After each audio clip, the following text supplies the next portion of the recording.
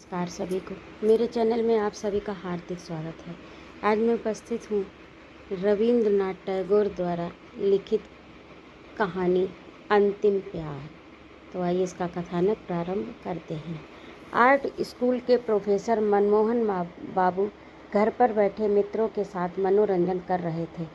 ठीक उसी समय योगेश बाबू ने कमरे में प्रवेश किया। योगेश बाबू अच्छे चित्रकार थे। उन्होंने अभी थोड़े समय पूर्व ही स्कूल छोड़ा था। उन्हें देखकर एक व्यक्ति ने कहा, योगेश बाबू, नरेंद्र क्या कहता है, आपने सुना कुछ?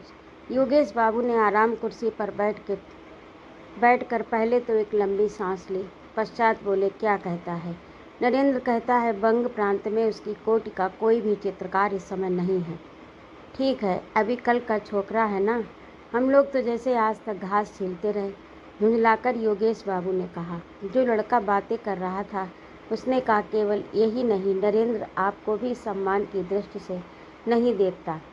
योगेश बाबू ने उपेक्षित भाव से कहा, क्यों, कोई अपराध? वह कहता है वह आदर्श का ध्यान रखकर चित्र नहीं बनाते। तो किस दृष्टिकोण से बनाता हूँ?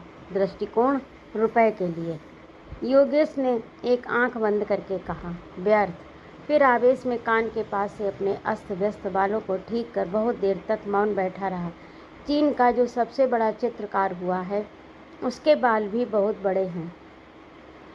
यही कारण था कि योगेश ने भी स्वभाव विरुद्ध सिर पर लंबे लंबे बाल रखे हुए थे। ये बाल उसके मुख पर बिल्कुल नहीं भाते थे, क्योंकि बचपन में एक बार चेचक के आक्रमण से उनके प्राण तो बच गए, किंतु मुख बहुत कुरूप हो गया। एक तो श्याम वर्ण, दूसरे चेचक के दांत। चेहरा देखकर सहसा यही जान पड़ता था मानो किसी ने बंदूक में छर्रे भरकर लिबलिबी दाब दी हो।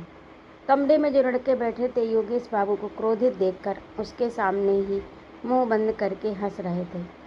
सहसा वह हंसी योगेश बाबू ने भी देख ली। क्रोधित स्वर में बोले, तुम लोग हंस रहे हो क्यों?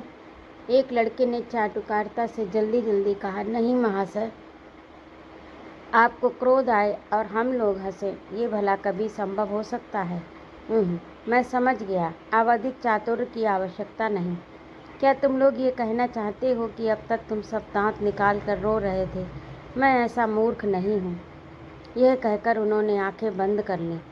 लड़कों ने किसी प्रकार हंसी रोककर कहा, चलिए यूं ही सही, हम हंसते ही थे और रोते भी क्यों, पर हम नरेंद्र के पागलपन को सोच कर